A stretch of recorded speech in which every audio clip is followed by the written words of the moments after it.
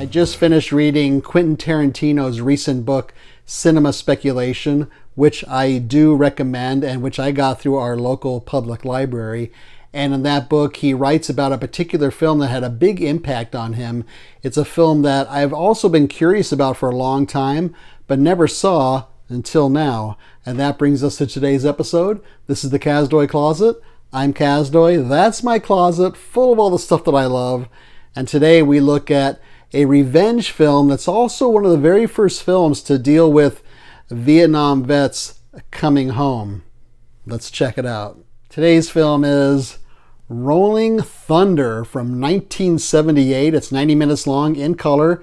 Takes place in 1973, begins in San Antonio, Texas, where we have a Vietnam vet returning home after several years of being tortured in a POW camp. He's struggling to readjust to his home life, and then a tragic event happens, and he needs to seek revenge on certain people.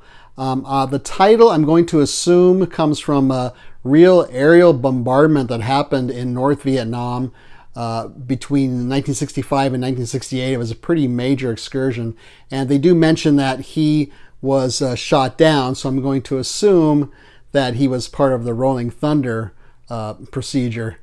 You could label this a revenge film. It's like a genre, I would think. Films such as Taken and The Revenant and many others. And you can also see how Tarantino was influenced by this film, as seen in his work like Kill Bill and Django Unchained and several others. I think it's closest in plot to a film like Death Wish, which was actually 4 years before this film came out.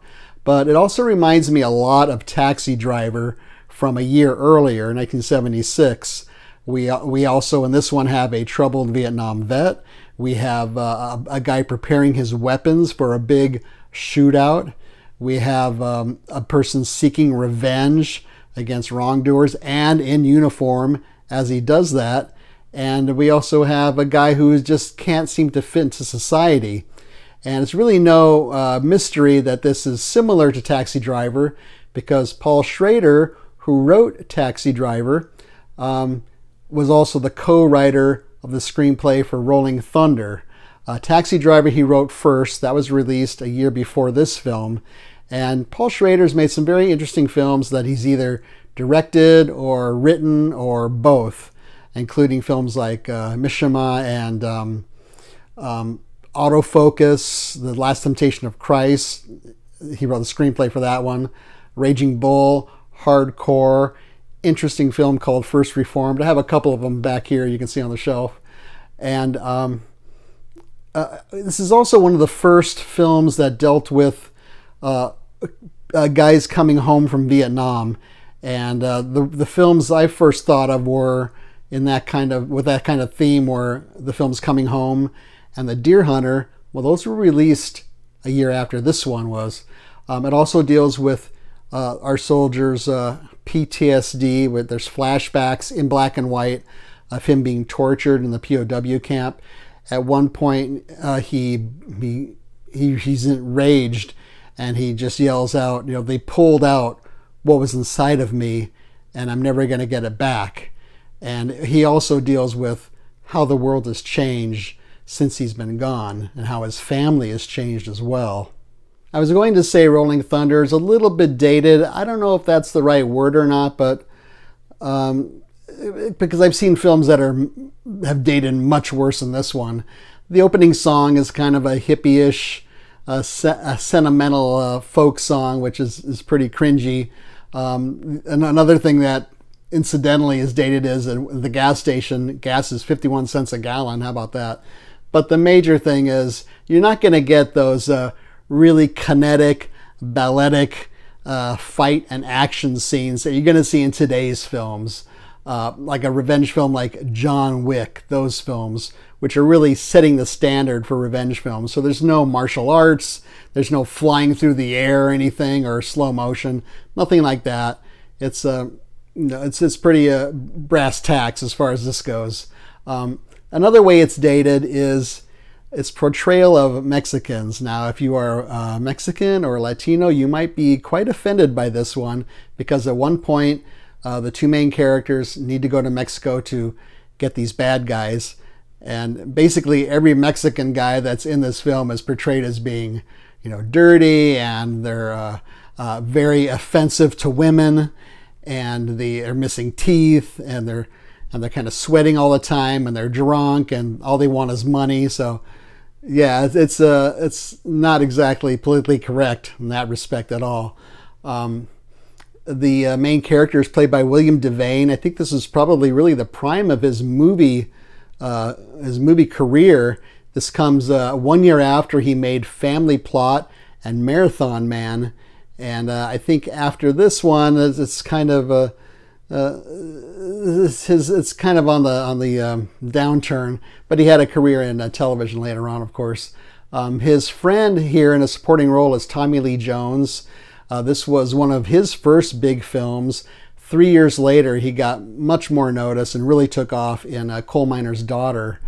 John Flynn was a director. I was not familiar with him, and I looked at his filmography. I think this was the only film of his that I really recognized, and it wasn't a very extensive filmography either.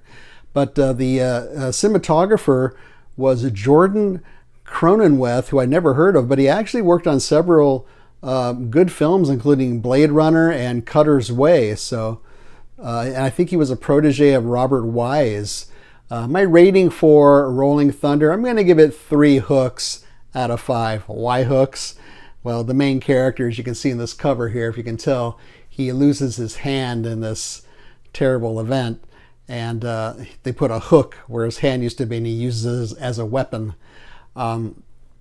It's gained sort of a cult status, this film. I'm not exactly sure why, except that maybe it was the first film like this, even though Death Wish, like I said, was here 3 or 4 years before that. So what's on this disc? This is a Shout Factory disc. There's not a whole lot on here. There's a making of feature that's pretty good. It's about 20 minutes long.